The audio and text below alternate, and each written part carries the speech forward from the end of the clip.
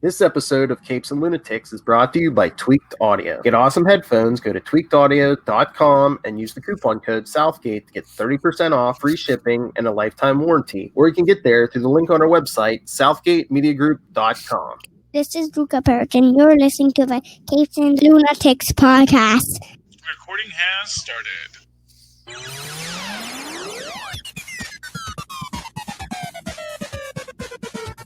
Hello and welcome once again to Super Connectivity. I'm your host, Charlie the Professor Esser. And with me, as always, is the blue-eyed bomber from the Burg of Pits. Phil Perich. Hey, Philippe. Willkommen backens.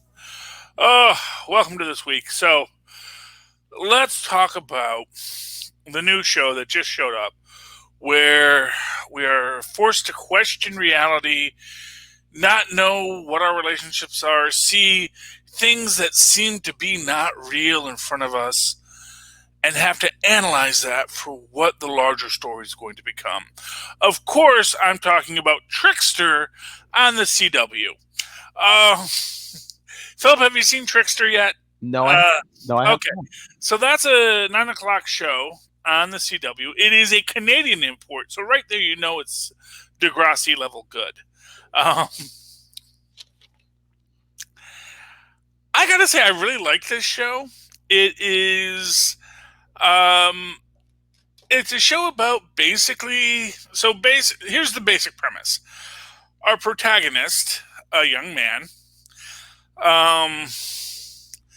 has a mom who seems to be somewhat schizophrenic. Yes, that show. And although they ease into, this is what's neat about it. They ease into, which is so typical of mental illness. If you've ever spent time with the mentally ill in social settings, you know that there is this moment where on one level you just think of them as, oh yeah, you're just a fun party person. And then you're like, oh no, that's mania. And the framing device at the start of this is this woman is seeing this man taking her baby. She says, you can't take my baby, yada, yada, yada. The person is walking away. Then she does this like kind of primal scream thing. The guy's eyes bleed black. And then we jump ahead in time. And we see the young man. So spoilers for the first episode. We see the young man is now grown. The baby is now a young man. His mom is partying and having a wild time with others. And we also see that the young man is actually sort of selling Molly because he has a job at a chicken shack, and people say, hey, I want the extra salty fries. And so they pay him for the order. He pockets the excess of the order and drops Molly into the bag. That's the premise. And we see that this drug dealing kid is basically supporting his crazy mom and his deadbeat dad. And at some point in this, we see the guy from the beginning sort of show up. And we realize that, this is the Trickster, this is the Raven. Because he turns into the Raven. At least that's what we're led to believe. Although the kid also says, am I going crazy like my mom did? So that's an interesting aspect of this story where we don't know, is this reality or is this kid's mental illness surfacing? Obviously, it's a CW show. It's called The Trickster. Most likely there's going to be a mystical explanation for the madness, but if you want to just watch it as if you want to be a person who wants to be open for any story, it makes for a good story, because you do say, oh man, maybe he is all crazy. And as all of us who love to plumb the depths of internet lore, we know they were crazy the whole time is actually one of the most popular urban legends on the internet. So it makes for a fun show to watch and to see what we can do. But yeah, I like it. Like I said, I like that it's a Canadian import because, this is the advantage of COVID as there are advantages, is that, we need IP, we need intellectual properties, and it's not like they can say, oh, this was a hit show in Canada, let's make an American version. They said, oh, well, just import the Canadian version. So for once, the U.S. is like a season behind the Canadians on a series. So this could be the forever night of CW shows. It's got a great teen cast, which is what you want on a CW show. I think it's the kind of show Lilith Hellfire would like. So, she likes Supernatural. They said, hey, if you like Supernatural, you'll love Trickster. So maybe if she wants to see, young men of northwestern native descent, this is for you. It's kind of cool because he's got our protagonist has a really fat best friend, and it's kind of interesting because his friend is a gamer, and he's like, yeah, I got my account because there's this whole thing because his mom owes this drug dealer money, and he's trying to figure out how he's going to get the money before this drug dealer kills her. And then we find out that actually the mom actually solved her own problem without him, which is also a delightful turn of events. The fat kid sells his, in a little gift of the Magi turn, he sells his account because he has this gaming account that is, has all these rare and special weapons. Mm-hmm. And, yeah. Exactly. So he has all these exclusive weapons and things in his account. He sells that, gets his friend the money, and then his mom didn't even need the money. The mom actually talked the drug dealer into doing insurance fraud, and then slept with him, and then solved her own problems because it ain't about you, superhero. It ain't about you. So I really liked that in the first episode. I'm looking forward to the next few episodes of Trickster. I may start live tweeting Trickster. We have to see. Because it's a 9 o'clock show, which is a perfect time for live tweeting, except when you fall asleep. So It's like the best time for live tweeting is 8. That's the best live tweeting time because I'm not drunk enough to pass out, but I'm also not fighting with everyone else for the TV by 8. So, but in this moment, it's a pretty good show. I do like it. Is there anything you're watching right now that's interesting you, Philip? Is there some show you'd like to pitch and say, hey, here's the deep dive on my show?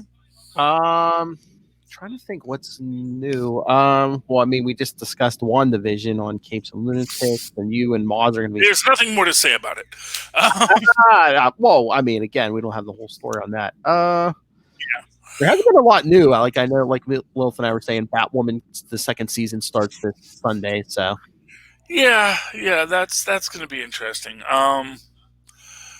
We'll see. That actually got kind of a weird shout out in because GLAAD does the ratings about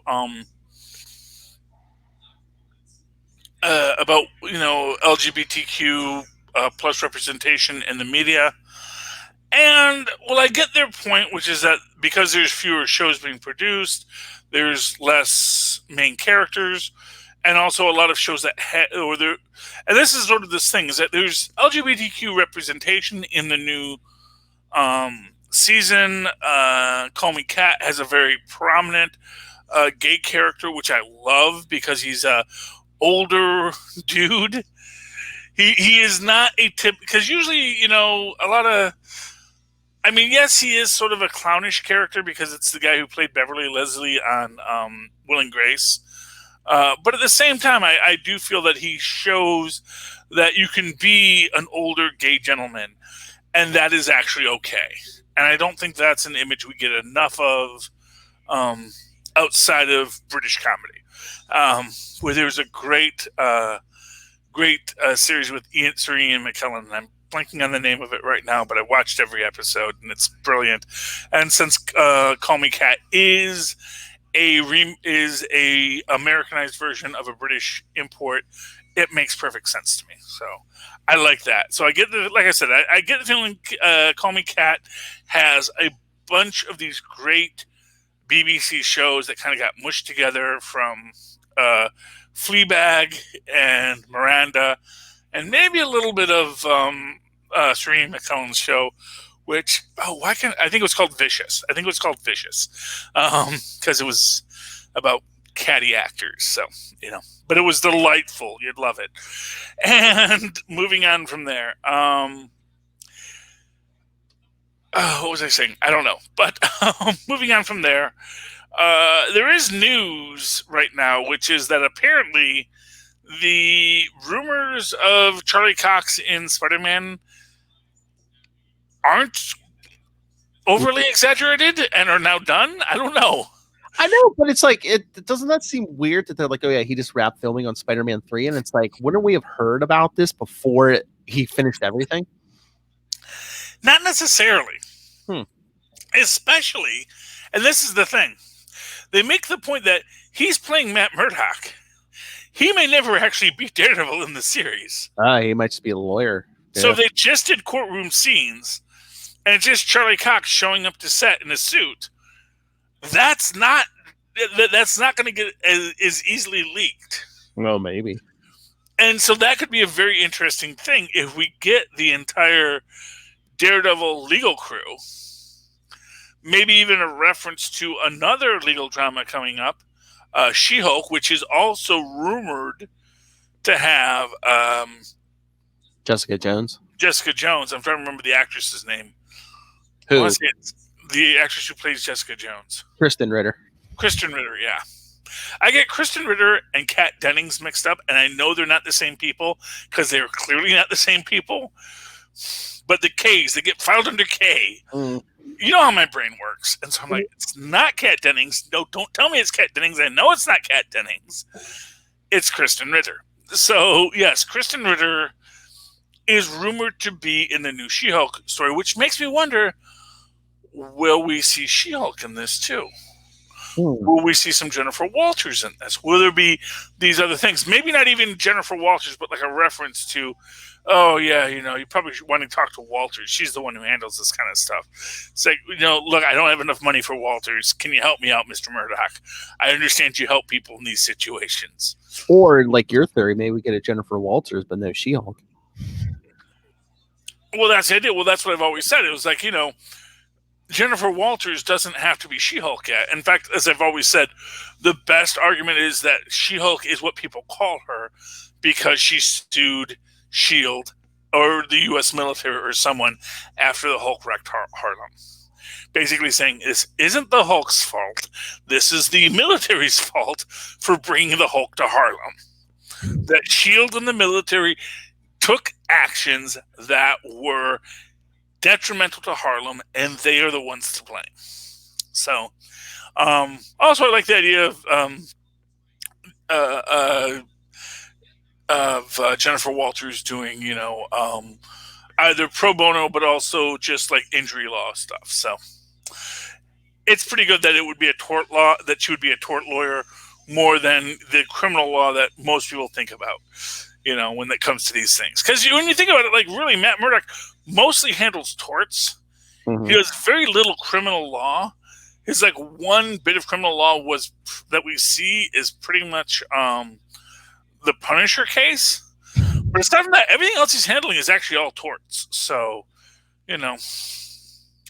I'm just saying, I think a lot of the cases that someone like She-Hulk or Matt Murdock handles are going to be torts. They're going to be like, oh, hey, the actions of this person caused injury, give us money. And so that's the thing. So it would be very interesting if we see Matt Murdock in Spider-Man, if there is a backdoor for She-Hulk in that as well. And that would be a very interesting idea that they're going to have all the Netflix stuff show up in Spider-Man properties. Because it's like, yeah, we want to keep some separation, but tell you what, let's put all the Netflix guys over there, and we're going to just slowly move them into the regular MCU. So that would make sense. But I would love to see Kristen Ritter in She-Hulk. And actually, here's my big prediction. Big prediction for She-Hulk. Do you know why Kristen Ritter is in She-Hulk? Why? Because she's trying to get Patsy out of the raft. Oh, nice. So she goes and says, hey, Ms. Walters, I was given your name because I heard you once sued the government over Hulk stuff. She's like, yeah, I did that. My friend Patsy shouldn't be in jail. You know, my friend Patsy needs to be released, and she's being held under criminal activity, under cruel and unusual situations. This, of course, will eventually lead to our Thunderbolts series, where we are going to see that, Zemo is going to form his Thunderbolts with other people at the raft. Because it doesn't matter if you have superpowers or not. You fought superheroes, we're going to call you a supervillain. We're putting you in the raft. And this is what we're building. And maybe that's how we're going to introduce Norman Osborn, too. Ooh. Maybe that's where we first see Norman Osborn, is he's a political appointee to run the raft. All right. Well, I looked this up. It was after you said Kat Dennings' name. Do you know what cast list she's on? Which cast? WandaVision. She is, really? Well, listen to this. Kat Dennings, Randall Park is also on there. Really? And James Spader is the voice of Ultron, it says. Yes. Well, I do know Randall Park was in there. He's playing Jimmy Woo. Yeah. So he is that's part of it. We're getting Jimmy Woo. We're getting Darcy. Yeah, I mean. Yeah, well, Kat Dennings. Yes, Kat Dennings is going to be in. Yeah, which again goes to that idea that she's a connective tissue character, and she's not freaking Natalie Portman, who's going to be freaking. She's Natalie Portman's assistant. So, although maybe we're actually going to find out that no, actually she was always a genius. She was just always standing next to Natalie Portman.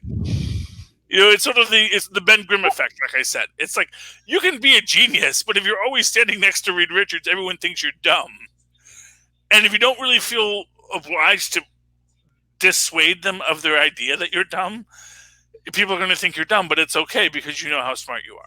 Or, it wasn't, what was Jane, like an astrophysicist or something? Yeah, Darcy didn't know about that, but she's like, maybe she's like some genius computer hacker or something. Well, she could be anything. And actually, she could be a genius astrophysicist, too. Yeah, she could. Just not Jane Foster level. Because true. Jane Foster had the doctorate. She was working towards her. She was the intern. It's sort of like, and to put it to you in that other way, it's sort of like, how Jane Foster used to be a nurse? And you could minimize her with that, or you could say, no, that's just the job she had at the time. And actually, she was every bit as much a great healer as Don Blake was. She just, didn't have the chance yet. She had to get to that point where she could put herself in that position. So, or she used her nursing job to put herself in medical school or something. Exactly. There's lots of possibilities, Phil. That's what I'm saying. Mm-hmm. So get your head out of your chauvinistic mindset. And, who, me? Yeah, I don't know. No, but yeah, so that would be neat. I mean, yes, I did know Kat Dennings was in there. And actually, again, you threw me on that loop again, because it's like, really? Kristen Ritter's in it? Like, no, you said Kat Dennings, but that wasn't the word you said. But I'm talking about one thing, you're going in another way, and it's like, wow. Yes, I did know Kat Dennings was in there. And Park's in there. Yeah. I am interested in seeing if they're going to do a deeper dive on Jimmy Woo. Because Jimmy Woo, of course, as the head of the Agents of Atlas, is an interesting little side aspect of his character. Or what if in the MCU, if it is Sword, what if they're cherry picking people? They're picking Jimmy Woo, they're getting Darcy, they're getting Monica Rambeau. Well, but here's what I was going to say. If they do decide to explore Jimmy Woo as the head of Atlas or within his own group, you actually have a tie to that, to the Mandarin, the Ten Wings, and Shang-Chi. So you actually create this entire, because that's all the same group. That's all this interaction of secret supervillain societies that are actually trying to do good. Which again ties back into WandaVision and the idea that we're going to see both Strucker and Stark called out in the first 2 episodes. That, as Strucker says at the end of, which one was that? Which one was that? Age of Ultron? Was that Age of Ultron? No, it wasn't Age of Ultron. What? Strucker? Wait. Strucker was at the end of something. It was at the end of Winter Soldier. At the end of Winter Soldier. Quicksilver and Scarlet Witch, yeah. Yeah, and he says, oh, yes, S.H.I.E.L.D. and Hydra, they're just 2 sides of the same coin. Yeah.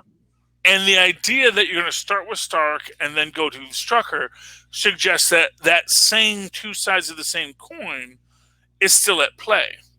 Similar to something that, similar to things that have been said throughout the Agents of S.H.I.E.L.D. series, the original Avengers film, about, the enemies of S.H.I.E.L.D. and then what is revealed in Winter Soldier about what the actual S.H.I.E.L.D. and its enemies are doing together. There's a lot going on here. I think that we're going to get a lot in WandaVision. I think we're going to get even more as it progresses on into Captain America and Bucky, the series. Of which, by the way, now Chris Evans is saying, I'm not negotiating a return to the Marvel Universe. Why would you even suggest that? That sounds stupid. I think he said, this is news to me, but you always got to wonder if if their people are dropping this, because if he does want to come back, it's like, oh, hey, look at all the interest we on the internet this week. Oh, I think that honestly, I think they'd be happy to have him back. I think that it's not for nothing. Robert Downey Jr.'s last movie was 6 movies ago. Yeah, it was he had to negotiate, and he said, okay, so what is it? So it's Robert Downey Jr. coming back, Chris Evans coming back. None of these things are impossible. No, I'm just wondering if it's contract. You got to negotiate a new contract now. Well, you have to negotiate a new contract, and you have to ask, well, what is it worth? So, for example, if we do Old Man Cap, Director of S.H.I.E.L.D., is that how much does that cost? Do we want to de-age him? Are we planning on doing a Secret Empire story? What's the plan here? What are we building towards? Are we going to do some old school stuff? Are we going to do a William Burnside story? My favorite. Where we're going to tell Chris Evans, hey, Chris, you want to be a villain? And Chris would yes, I would very much like to be a villain. That sounds fun. Okay, well, there's this villainous guy who looks just like you in the Marvel Universe. His name is William Burnside, and he was the Captain America in the 50s, and he's got some pretty messed up ideas about, loyalty to the United States. Yeah. But anyway, these are possibilities. These are what make this early stage of speculation fun. You want to talk Thunderbolts, Phil? Yes, Thunderbolts #1. Thunderbolts with, among my many favorite characters, Batroc the Leaper. He's back. Batroc the Leaper is back. This is written by Matthew Rosenberg. You did a good job, Matt. You should be proud. Yep. I'm really surprised to see Star on this, because I thought she was one of these I'm a living Infinity Stone people. But, so this is her shtick. I don't know who this Ampere guy is, and I kind of feel like he was created for this episode. He might have been, yeah. I mean, it's kind of weird. And then I know Mr. Fear isn't new to this, but it does seem like he's kind of just added in here. I don't know if they maybe read a couple things for him, but it just seems there's been a couple Mr. Fears, so I mean that could really be anybody. Yeah. One of my favorite things in this is when Rhino basically says, "Yeah, I'm leaving," and Taskmaster saying, "Fine, we got a job. No one leaves. We're sticking together." And then it says, "I'm leaving." It says, "Hey, sure, big guy. I didn't mean you." It says, "Why does he get to leave?" It says, "Because he's the Rhino, and I can't make him stay. All you other mooks I can make stay," which is delightful. Of course, Fist says they can't wear masks because no masks, which is fair enough. Fair enough. We get a nice little Suicide Squad call out when we're the bad guys. No. Mr. Fierce steals the jewelry. Yeah, I know. Anyway, and they're basically fighting all of the Symbiote. various things. I forget who they're going to Ravencroft. That's right, because they need to get to Norman Osborn. But we get a great scene because Batroc stays behind to fight the bad guys to save everybody, and then you think you're going to leave him behind. It's like, no, I am the Leaper. That is literally my name. I don't have a superpower, but I'm really good at jumping. And what I love about this is he does do a tumble. Yeah, he does a tumble. I actually think that it would have been better had he actually done a leap like you do in ballet, where you extend the leg, because that's how you actually make sure you have the length to hit the ground and then move your next leg over. But anyway, they did it the typical way that they usually do these things. But I just love this when he jumps on the boat and they're like, "Did the symbiotes touch you?" He's like, "No." Batroc does not get touched unless he desires it. Yes, which does make you think that he's probably got a symbiote on his butt, and you just don't know it. I mean, that is classic zombie. Yeah. Oh no, I do not have the zombie bite. What do you mean? Yes, and you do have the one bit here. You see, where you see the symbiote hand reaching out to him. It's getting shocked by electricity, so maybe not, but. How much symbiote you need to actually infect someone is always the question. And they go to the Ravencroft Institute, and of course all the lights, which is actually, this is kind of weird because clearly the lights are on in Ravencroft Institute. But when they go to the doorway, it's like dark in the hallway. So I don't know what that's about, aside from dramatic effect. Yeah, it's Norman. Yeah, Norman. Because Norman. That's what we can say. And shout out to Mike Hobson. Oh, yes. All the greats leave us eventually. That is the sorrow. You read Immortal Hulk? Yes, I did. This was interesting. Yes. I'm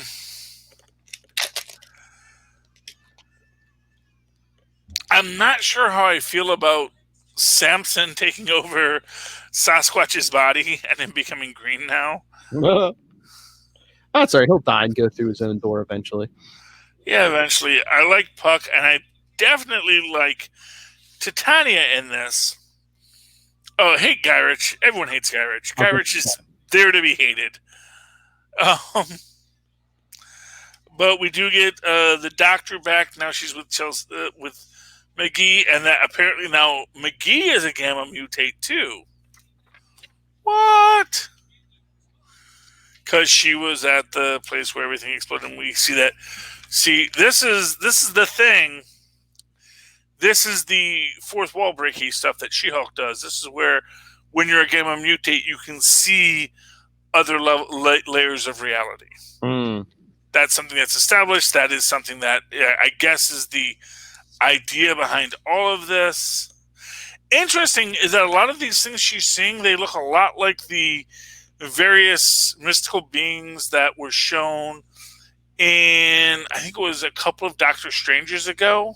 Oh. When he first meets, what's her name? Zelma? Yeah. And it's like, oh no, you see, you just don't realize these things are swimming around us all the time. But it's like bacteria. Some are benign and some are dangerous.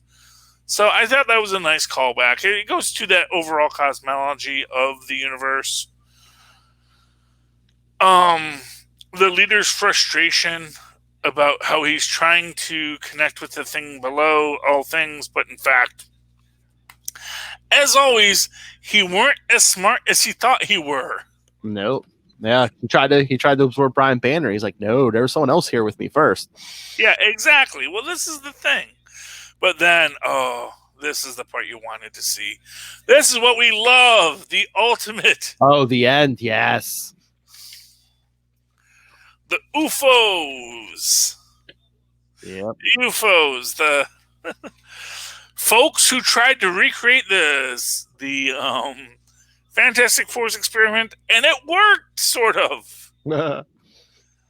That's what's weird about it. Is like it actually kind of worked, and they actually got all the superpowers. And for some reason, the UFOs actually tend to, generally speaking, have way more control of their powers than the Fantastic Four do. Because we've seen them all like revert to human forms on occasion. Even Iron, was it Ironclad? Even he? Ironclad, I think, has reverted to human form in the past. Okay. We see Vapor do it all the time. Oh yeah. And which is the weirdest with Vapor, because Vapor's like whole thing is like, oh no, she can never be solid. But then it's like, oh no, now she's solid. It's like, nah, she couldn't, but then she could. But maybe that's like, your Sue Storm. I'm invisible. I don't have these powers. Well, now I do, and so I'm better, Yeah. But yeah, I want to say that I've seen them all be humanoid in the past. But, with Ironclad, I also think it's possibly, and same with X-Ray, where it's like they enjoy being the monster more, Yeah. That's always a possibility, Phil. But now they're working for the government, for Gyrick. Well, they've worked for the government before. Yeah. They actually used to be, I believe they were the official super team for Maryland under Hammer. Yeah. On the 50 State Initiative. A Man Among Ye, this was a good book. I think I already talked about it on Capes, but I really recommend pick up the 4 issues of A Man Among You. There may be a 5th issue. I don't know yet. But our writer said a tearful goodbye at the end of this 4th issue. And it kind of has a big heel turn at the end, which I thought is cool. And it's a pretty awesome crew of pirates. So highly recommend Man Among Ye for those folks at home. Anything you want to talk about, Phil? No, I don't think so. No, because we talked about Spider-Man over on Capes. We talked about Gwenom over on Capes. So, yeah, I think this is a nice short episode. I hope everyone enjoyed listening to it. If you didn't enjoy listening to it, have you thought that it might be because you have bad headphones? Maybe. And if you just go to tweakedaudio.com, use the coupon code Southgate at checkout, you could get some really fine headphones at a discount. And then when you're done there, you can go over to huntedkiller.com, use that exact same coupon code, and get another discount on helping Michelle Gray solve a cold case, which would be fun. It's like having an escape room delivered to your house. It's awesome. Meanwhile, if none of that interests you, just go down to our show notes, click on the Amazon link, go to Amazon, and through the magic of cookies, everyone will know that you listened to our show and then went to Amazon and bought whatever the heck it is you wanted, because they got everything there, including Pod Life the Book, a book written by the Southgate Media Group family for you to both read in paper form or in digital form, and possibly someday audiobook form. So check that out. And in the meantime, Philip, if someone wanted to reach out to you and talk to you, how can they do that? If they want to get a hold of any of us, they can always email capesandlunatics@gmail.com or call the voicemail 614-382-2737. That's 614-38-CAPES. And you can find links to all of our social media for all of our shows, links to our YouTube channel, our Patreon, our merch. All of it's at Linktree, linktr.ee/capesandlunatics. Okay. And, of course, if you'd like to write to me in that old-fashioned email way, the way our moms and pops once did, do so at superconnectivityblog@gmail.com. That's superconnectivityblog, all one word, at gmail.com. And, of course, follow me on the Twitter. So it's a live tweet, DuckTales, a woohoo, maybe other shows like possibly The Trickster, if I remember, at Charlie Esser. That's CharlieEsser. Look for the 2 E's in the middle. For what? For quality. Bing! Thank you, Maz. All right, ladies and gentlemen, thank you for connecting with us once again this week. Why don't you come back next week and super connect with us once again? Good night. Good night. And anywhere you hear the show, Capes and Lunatics, or Enough Said, you will hear Charlie Esser and Moz Manzor reviewing WandaVision episode by episode. We're going to try. You're going to try? We're going to try. We're going to try and review it. We may just talk about other stuff, Wow. Use the... It's a jumping off point. And then we may talk, esoteric philosophy instead. As we do.